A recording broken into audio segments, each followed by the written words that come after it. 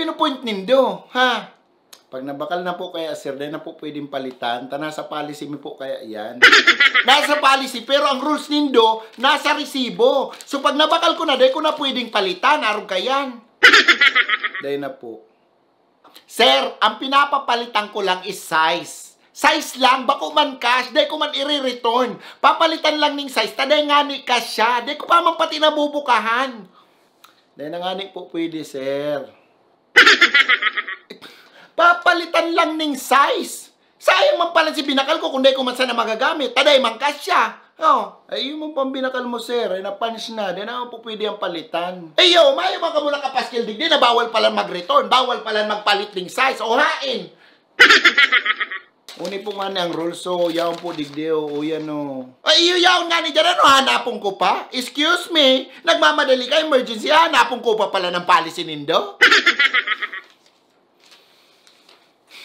Kung gusto nindong i-notify na bawal palan mag-return, bawal palan magpalit ning size, ipaskil nindo dyan na, ning kadorda ko la sumahihiling ning customer, bako nakalag sa resibo, kung noarin na bakal na, tsaka mo mababasa. Kasubago pa ako digdi, kung pinalitan na nindo inining size, mayo na ko tako digdi, kasubago pa.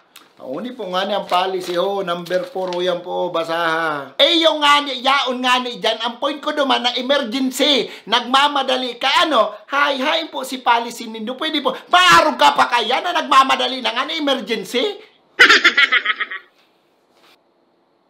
Ay, pobre lang kami, mayo na kung kwarta pambakal ning another na arog ka ni, palitanan nindo ang size ka ni para matapos na.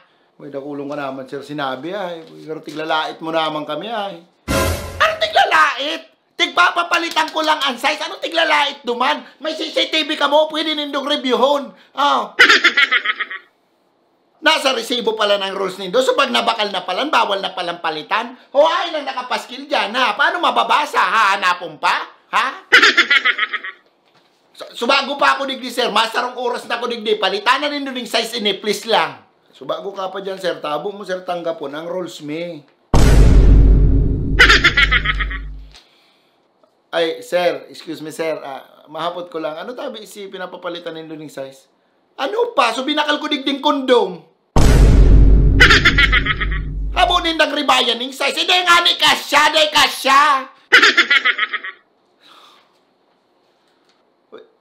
Kondom? Ayo, paano magagamit kung day kasya? Ha? Una ko lamang kung ano. Sabi mo, subago sa emergency. Kaya, emergency nga ni. Nagmamadali ako, Si kaibahan ko duman sa papatantan. Subago pa ito nakaburikat duman, Nagdalagan lang ako pa yung tanalingawan ko magdaraning kaputi. Tapos habunin no ribayan ng size. Palitanan nindo ng size ni sir. Sayang kang oras ko digdi. 3 hours lang ako sa papatantan, Paano gagamiton kung dahil nga ni kasya? Na-stretch man yan, sir. Dawa 8 por ligo pa yan, sir. Kasyan dyan, sir. Large nga ni ini. Large nga ni sinakwa ko. Small sa naman ini. Halipot pa. Paano ko gagamiton? Haluan? Duman, puminait antikoy. Sir, ribayan na nindo ini. Takuntig ribayan na nindo ini. Nakaduwang round. Nakuta kami ngunyan, Sir, nga ni po pwede, sir. Di po talaga pwede.